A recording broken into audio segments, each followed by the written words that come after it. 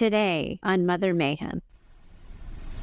So everything we do together is from the power of knowing in our bones that we cannot change her, predict her, or prevent her from anything. Full fucking stop, my friends.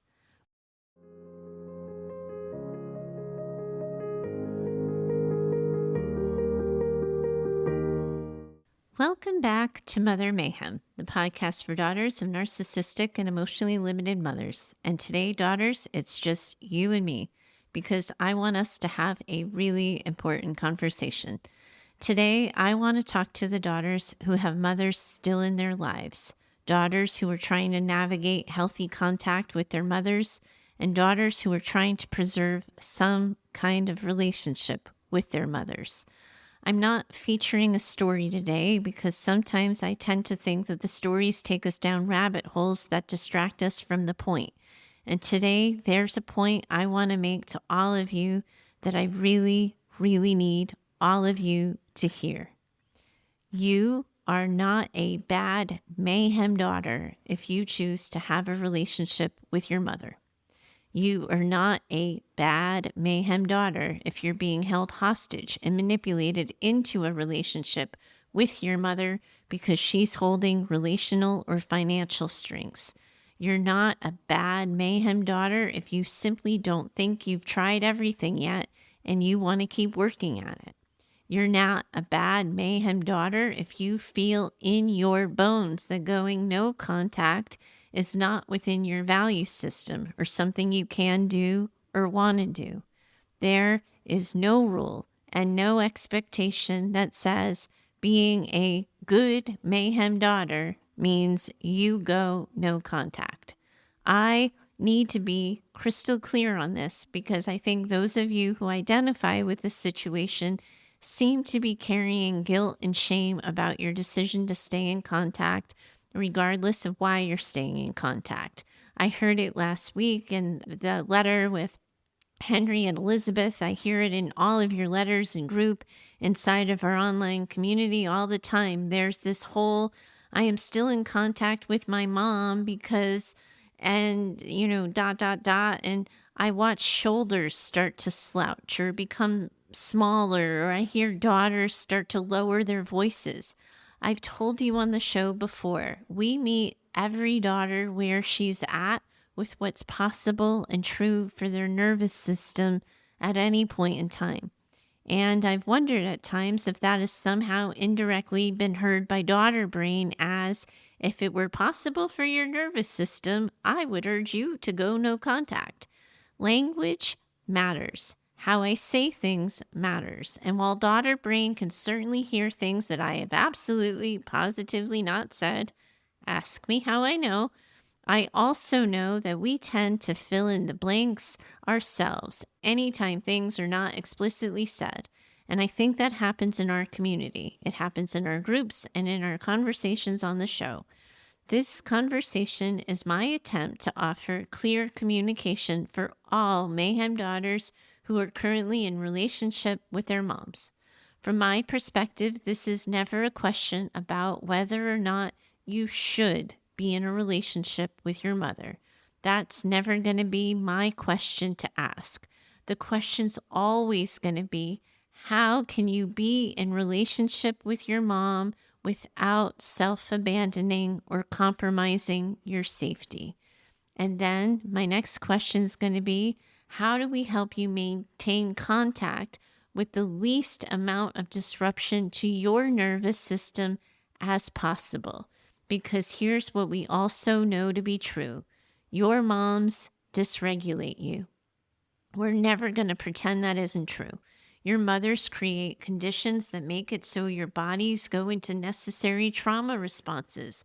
The 4 F's, right? You've heard me say them all before. Fight, flight, freeze, fawn. We talk about these things all the time. But here's what you're always going to hear from me and what I need you to hear. I am always going to want your decisions regarding your mom, your communication with your mom, and your behavior with your mom or towards your mom to be coming from a place of wise mind, not trauma brain. We're always going to want your wise mind being the one driving the bus. Even if you have all these little girl and younger parts driving as passengers with you.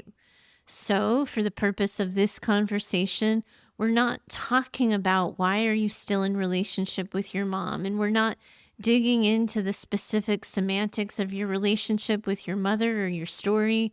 We're going to name something really clearly. You are still in relationship with your mom, and I want to help you do that without losing yourself. And first things first, right off the bat, here's what I need you to know. We are not pretending your mother isn't your mother. Everything you know about her so far is true about her. We're also going to name that there is nothing you can do, say, not do, not say to control your mom's behavior, her perspective of you, or her communication with you. We cannot pretend that there's some magic script out there that will make it so she will stop acting out. We're not going to shift to make you the problem and pretend there's anything you can do to make your narcissistic or emotionally limited mom not be or act narcissistic or emotionally limited. I'm never going to pretend that this isn't true because I am not one to give you false hope. So everything we do together is from the power of knowing in our bones that we cannot change her, predict her, or prevent her from anything. Full fucking stop, my friends. We can grieve that for you. We can be sad with you in it. We can hold your disappointment and know all you wish and hope for. And also, we cannot stop that from being true. If your mom were capable of being different, she wouldn't be narcissistic or emotionally limited.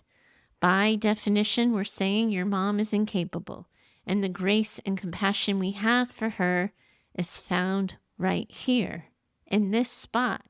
She is incapable, so we are going to stop asking her to be.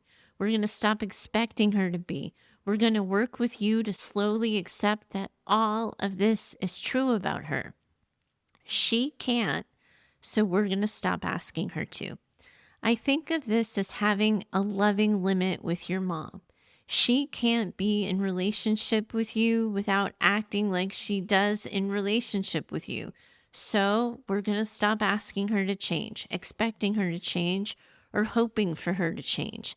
Instead, we're working together with you to make some decisions. Given who your mom is, how she acts, how she moves through the world, who do you want to be in response to that? What kind of relationship do you want to have with her? What are your limits and tolerances? What are you willing to do? And what are you not willing to do? This right here is where we actually have power, not in trying to get her to change, but in getting you crystal clear with yourself about the kind of relationship you're choosing to have with your mom. And again, language matters. You've heard me say it several episodes in a row. And I'm being really careful with my word choice right now, too. You just heard me say, we are getting clear about the relationship you are choosing to have. And that word, choosing, was deliberate on my part. But I also know that it can be shaming and blaming. Daughters inside this conversation might be hearing me say, well, you're choosing this, so what do you expect?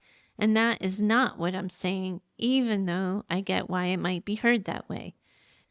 The other option I've heard is want, that I'm helping you get crystal clear on the relationship you want to have. And shoot, that want word is just as tricky because we have daughters who are being financially manipulated into relationships with their mothers.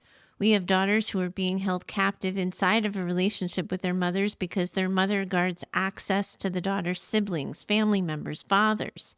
So, in essence, we have daughters in relationship with their mothers who might not want to be, and we have daughters in relationship with their mothers who really believe they don't have a choice because the consequences that come with not being in a relationship with their mother are higher than they're willing to pay. So, You can see where language gets really dicey, right? Whether you want to be in relationship with your mom versus choose to be in relationship with your mom, those words, both of them have weight. And I feel responsibility to get them right. And all of this being said, I'm still leaning on the word choice because the opposite just doesn't work for me. It just doesn't work to say that you don't have a choice, because not having a choice just makes you a victim to your mom. And that is not something I'm willing to take on for you or put on the table. So I lean on the idea that we have daughters in relationships with their mothers because they don't want to live with the consequences of not being in relationship with them, whatever those consequences might be. We could be talking about the consequences of going against your values, going against what you want for your family, for your finances, for your relationship with other people, or even for the relationship you have with yourself, because I meant what I said at the beginning of this conversation. I am always going to want you to make the decisions that allow you to stay with yourself and don't require you to self-abandon. And in order to get there, my friends, a place where we can be in relationship with your mom without self-abandoning, I think we have to tackle the guilt and shame that come with staying in contact with someone who hurts you, because that's a big deal. It comes with complicated feelings, and it is a lot to sit with and to hold. We have talked so much on the show about guilt and shame daughters experience when going no contact, but we haven't spent as much time talking about the guilt and shame that daughters experience when staying in contact, because holy heck, is that a powerful feeling that can bring a daughter to her absolute knees. Those of you in this know exactly what I'm talking about. You know what I just finished saying is true. You're choosing to be in relationship with your mother, someone known to be harmful, and oh my gosh, you all so quickly then leap to finish that sentence with, and therefore I don't deserve ... Finish that sentence. And you all might decide that means you don't deserve support. You don't deserve to complain. You do deserve to ask for help. You can decide that because you've chosen to remain in contact with your mom, that you don't deserve a lot of things. And friends, right there is where I call absolute positive bullshit. Right there is where I tell you that the voice telling you that you're undeserving is your trauma brain. And it is not wise mind. Life is unspeakably hard, friends. It asks impossible things of us, impossible things. And there is no part in what life asks of you that implies you don't deserve support, a listening ear, or company on the path. We all make hard choices at some point in our lives, and you are all deserving of support inside of those hard choices. Not accepting help, not asking for help, or considering yourself undeserving of help is a place where you actually have a say, where you have control, and you absolutely get to decide for yourself that you will say yes to help while you are living inside of a hard and demanding relationship with your mom. You can also allow yourself to take up space, to be witnessed, and you can share how hard all of this is. You are not unworthy of help or support because of your relationship with your mom. In fact, not asking for help or support is how you're getting in your own way. And you're allowed to give yourself permission to just stop doing that. Not accepting help, not asking for help, not deeming yourself worthy of help is a profound act of self-abandonment. It's how you leave yourself without your mom making a single move or saying a single thing. And if I can get you to stop believing and doing that, we open up the possibility that you can access increased capacity and actually being able to manage your mom. I can tell you all the psychobabble reasons for why you're feeling the guilt and the shame, why you shouldn't be, but that's only going to take us down a rabbit hole that's going to distract us from the conversation we really need to have. If you need to understand the role of guilt or shame in trauma recovery, just scan through the titles of the show in the archives. You're going to see several shows dedicated to this topic. But for our time together today, we are simply going to name that those of you staying in relationship with your moms feel guilt and shame. And one of the ways that that pops up is in decisions with you taking that on over time. I am never going to pretend that I can absolve you from guilt or shame in a single podcast episode. I really wish I could, but Mayhem, well, we're just not that good. But this is what we have established together. And while you're not 100% sold on it, I need you, listen, remember what we said last week to Henry. I need you to trust my lens and frankly, my experience on this. There is no way we are going to get your mother to stop acting the way she does or saying the things she says. This is not a conversation about helping your mom be more capable. This is about what do you need in place in order to be in relationship with your mom without losing yourself. I said it when we first started, and I'm bringing you back to this point now because this is where you have your power. This is where you find and learn what's possible for you, regardless of what your mom is saying, doing, not doing. And right about now is where you have all been trained by the self-help space to hear me talking about boundaries. And sure, I'll bite. This is about boundaries, but not in the mom, if you do this, I need you to know I'm going to do this kind of boundaries. And again, if you need those scripts for things like that, do a search in the archives for show titles with boundaries and you're going to find yourselves a bunch. Or you can even head over to mayhemdaughters.com and grab my ebook of simple scripts for saying hard things, and you're going to find some scripts there for you. Today's conversation is not, if you do this, I'll do this. Even though at some point that may be where you go with your mom if you haven't already. Today is about how do we help you stop making your mom's reality more important than your own. Because that's what I see happening all of the gosh darn time. Your mom says something like, that didn't happen, or you're too sensitive, or the ever popular, that's not what I meant. And suddenly you're all leaving yourselves and trotting off to your mother's version of events when we already know she lies, she shapeshifts, she smears, she turns turds into gold. Your task when being in relationship with her is to stop pretending this isn't true about her. Staying in relationship with your mother without losing yourself means your truth remains true even when your mom disagrees with it.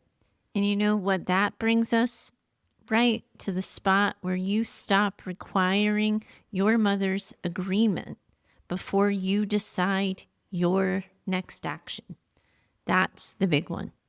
I know y'all might need a minute with it. So let me say it again. Staying in relationship with your mom without losing yourself is inevitably at some point going to mean you start taking action, making decisions, or choosing things before you get her buy-in. How about that one?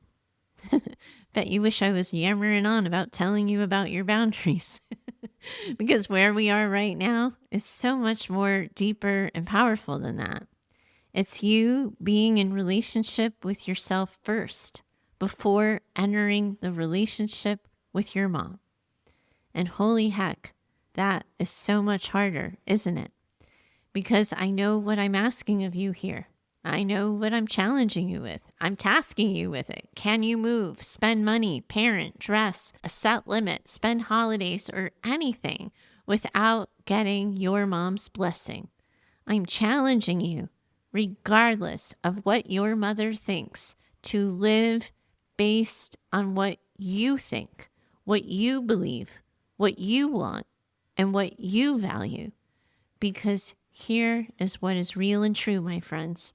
If you can't do those things without her stamp of approval, you have already left yourselves. And that's the exact opposite of what we want for you. We never want that for you. The other thing we want to help you with here is making it so you aren't making decisions, trying to avoid her having a certain kind of reaction. That prevent defense game you hear me talk about. We've got to get you out of that entirely. And I know it's tempting to think that you have some kind of control, that if you can only do X, your mom won't do A, B, or C. But that's just a mirage. There's no certainty in any of that, because here's what's true.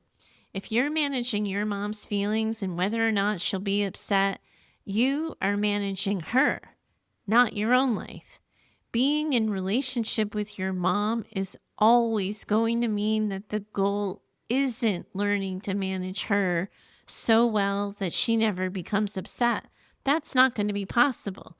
The goal is to get you to stop organizing your life in order to avoid her disappointment.